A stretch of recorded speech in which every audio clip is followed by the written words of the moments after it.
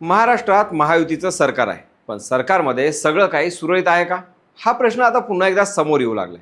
कारण नवी मुंबई महानगरपालिकेत झालेला एक निर्णय आणि त्यानंतर अवघ्या काही तासात सरकारने तो निर्णय रद्द केल्यानं केवळ भरती प्रक्रियेचा वाद झाला नाही, तर भाजप आणि एकनाथ शिंदे यांच्या शिवसेनेमधील अंतर्गत संघर्षही पुन्हा चर्चेत आला.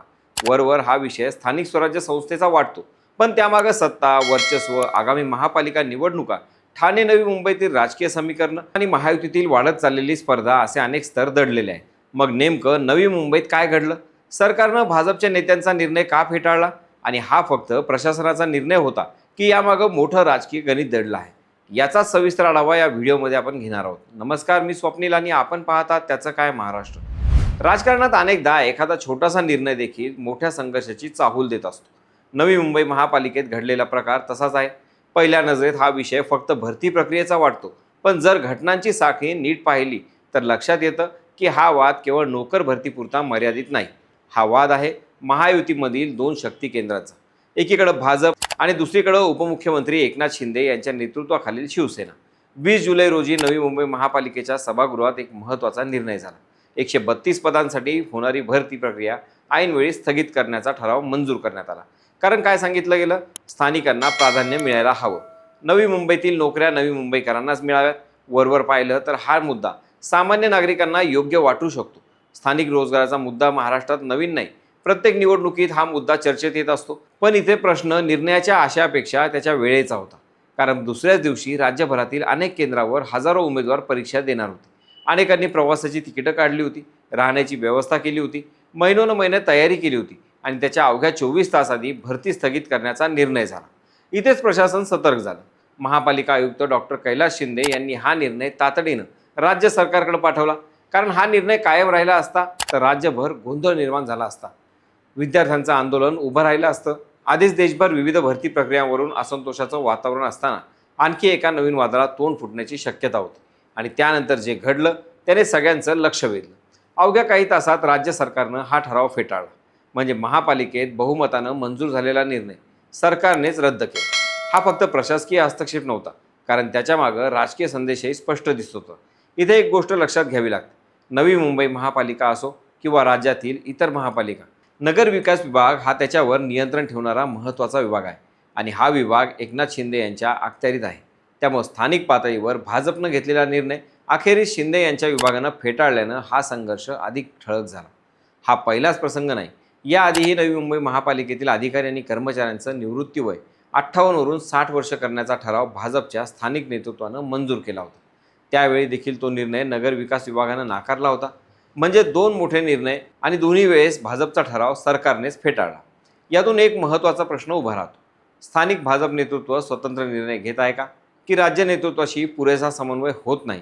कारण महापालिका कोणताही ठराव मंजूर करू शकते, पण तो कायद्याच्या चौकटीत आणि राज्य सरकारच्या धोरणाशी सुसंगत असणं आवश्यक असतं.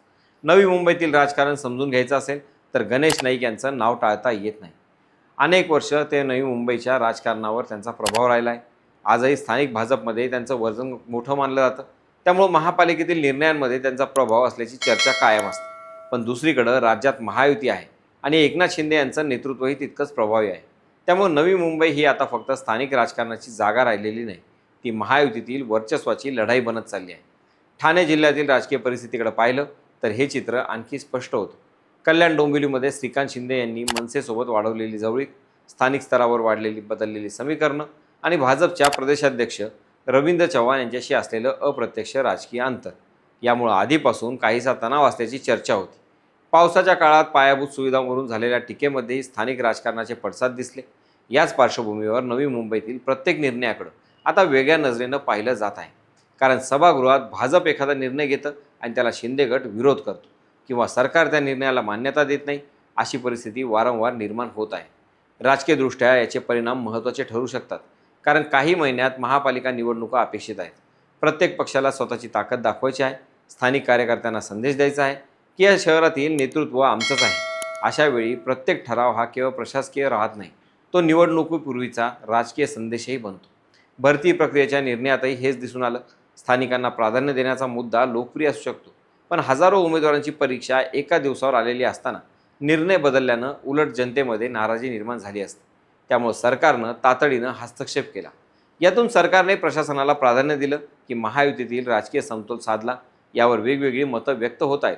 यातून आणखी एक संदेश गेला, महापालिकेत बहुमत असलं तरी प्रत्येक निर्णय अंतिम नसतोच.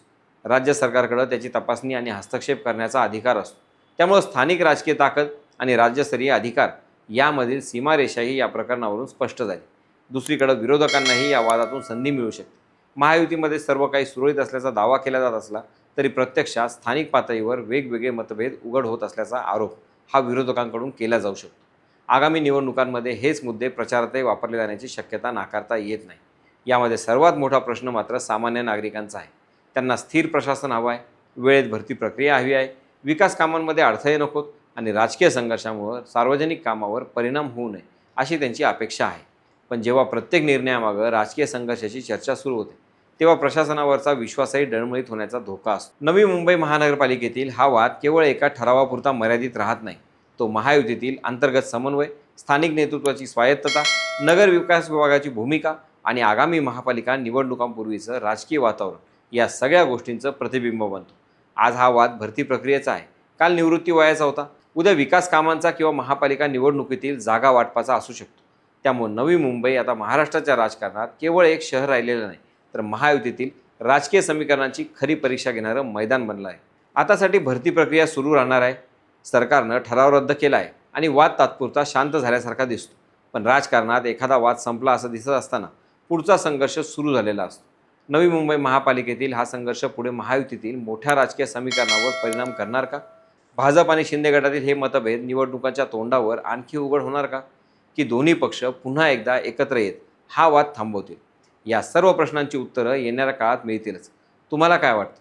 नवी मुंबई महापालिकेतील हा वाद तुम्हाला प्रशासकीय निर्णय वाटतो की महायुतीतील अंतर्गत राजकीय संघर्षाचं स्पष्ट उदाहरण? तुमचं मत कमेंटमध्ये नक्की सांगा. बाकी राजकारणाच्या आखाड्यात आपली नजर कायम असणारच आहे. तेव्हा कुठेही जाऊ नका, पाहत राहा, सबस्क्राईब करा. त्याचं काय महाराष्ट्र.